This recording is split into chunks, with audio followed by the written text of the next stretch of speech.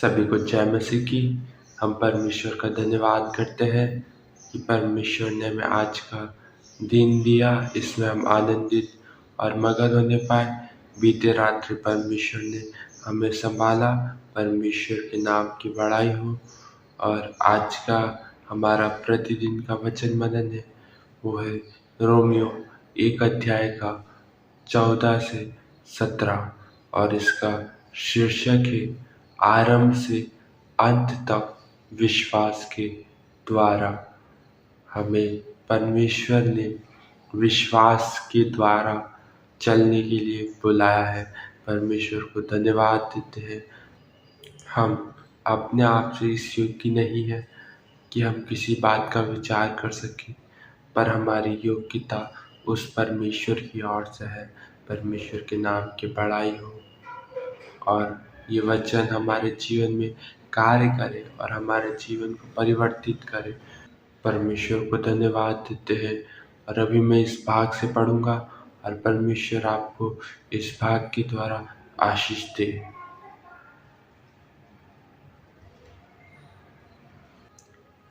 मैं यूनानियों और अन्य भाषियों का और बुद्धिमानों और निर्बुद्धियों का कर्जदार हूँ।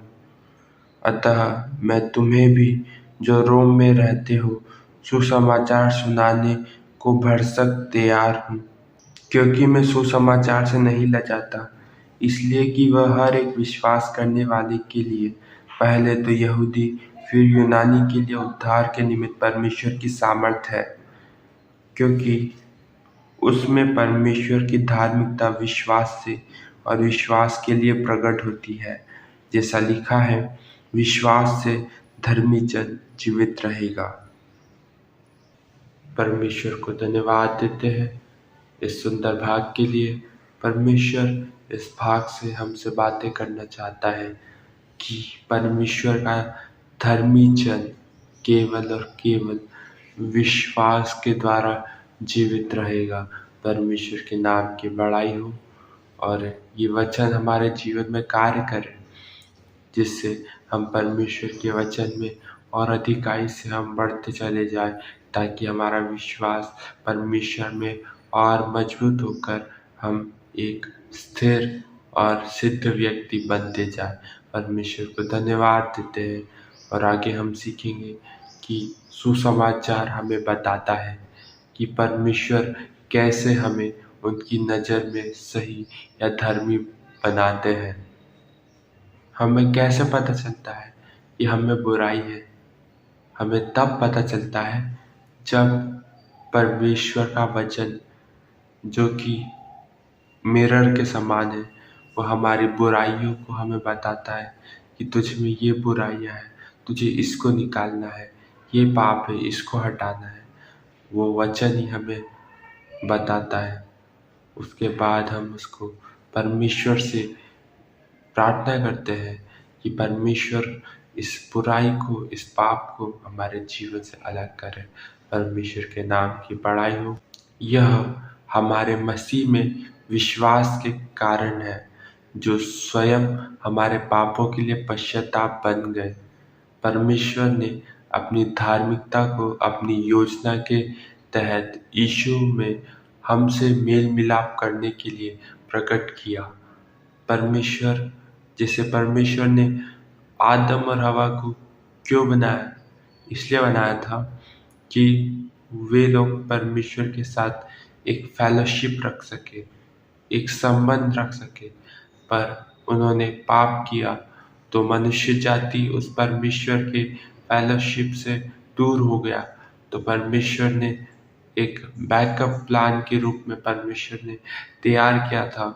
परमेश्वर जानता था कि मनुष्य बुराई कर सकता है, इसलिए परमेश्वर ने एक बैकअप प्लान बनाया था कि वह अपने एकमात्र पुत्र प्रभु यीशु मसीह को हमारे पापों के लिए बलिदान देकर वो मनुष्य जाति और परमेश्वर के बीच में एक संबंध, जो आदि से होना चाहिए था, वो संबंध फिर से स्थापित करे।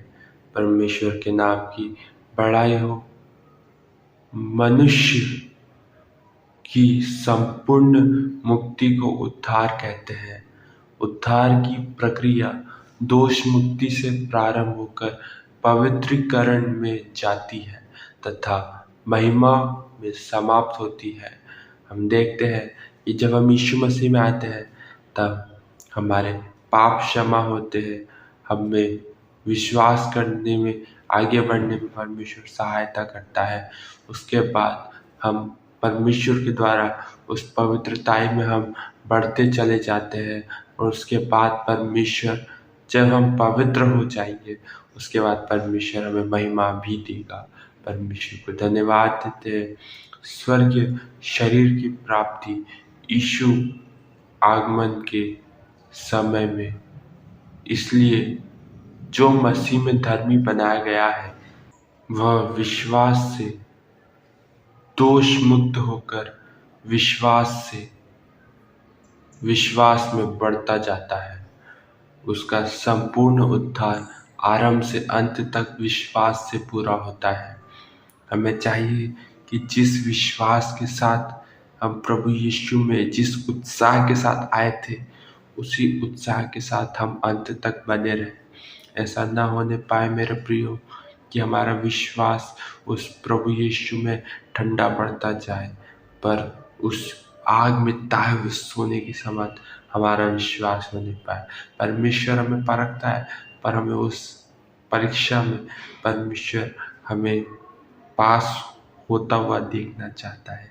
परमेश्वर को धन्यवाद देते हैं। परमेश्वर ही है जो हमें उस योग्य बनाना चाहता है। परमेश्वर के नाम की बड़ाई हो। इसलिए धर्मी जन विश्वास से जीवित रहेगा। वचन में ऐसा नहीं लिखा है कि धर्मी जन को हीरा मिल जाए तो जीवित रहेगा, धर्मी जन को ऑडी मिल जाए तो जीवित रहेगा। पर वचन में ये लिखा है कि मेरा धर्मी जन केवल और केवल मुझ पर विश्वास करने के द्वारा जीवित रहेगा। हमें चाहिए कि जितना हो सके उतना हमारी डिपेंडेंसी उस प्रभु यीशु मसीह के ऊपर होने पाए। परमेश्वर के नाम की बड़ाई हो। मसीह में उसका विश्वास उसके नए जीवन की नींव है।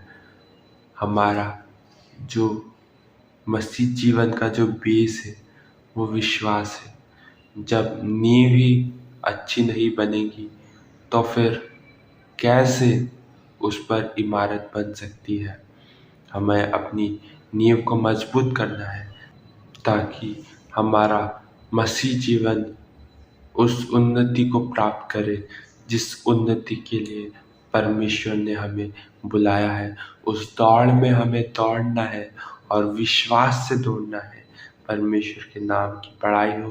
पौलुस ने हमें अपने जीवन के अंत में यह गवाही दी कि मैं विश्वास में बना रहा। पौलुस कहता है कि मैंने अपनी दौड़ पूरी कर ली है, मैंने विश्वास की रखवाली की है, मैं अच्छी कुश्ती लड़ चुका हूँ। एक बहुत ही अच्छा एग्जाम्पल परमेश्वर ने हमारे लिए रखा है। वैसे ही हमें भी उस एग्जाम्पल के अनुसार हमारे जीवन में उस परमेश्वर की महिमा करते हुए चलना है। परमेश्वर के नाम की महिमा हो। उन्होंने विश्वास आरंभ से किया और विश्वास में बने रहे और विश्वास से अपनी दौड़ को पूरा किया।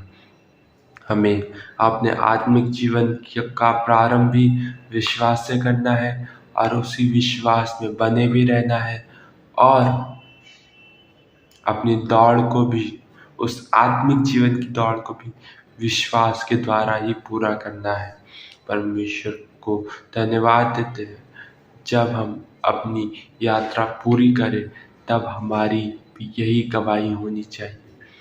जब हमारी दौड़ पूरी हो, हम निराश न हो, वरन हम कहने पाए कि मैंने अपनी दौड़ पूरी कर ली है, मैंने विश्वास की रखवाली की है, मैंने अच्छी कुश्ती लड़ी है। परमेश्वर के नाम की बड़ाई हो। और आज का हमारा मुख्य वचन है वो है रोमियो 1 अध्याय का 17 पद, क्योंकि उसमें परमेश्वर की धार्मिकता विश्वास से और विश्वास के लिए प्रकट होती है, जैसा लिखा है, विश्वास से धर्मी जन जीवित रहेगा। होने पाए मेरे प्रियो, जैसा इस वचन में लिखा है कि विश्वास से धर्मी जन जीवित रहेगा। अब से हमारा जीवन उस विश्वास से जीने पाए, न कि अपनी अभिलाषाओं से, अपने प्लान से, पर उस परमेश्वर पर विश्वास करते हुए हमारा जीवन उसकी ओर बढ़ते चले जाए। परमेश्वर को धन्यवाद देते हैं और इस वचन के द्वारा परमेश्वर आपको आशीष दे। सभी को जय मसीह की। Yeah.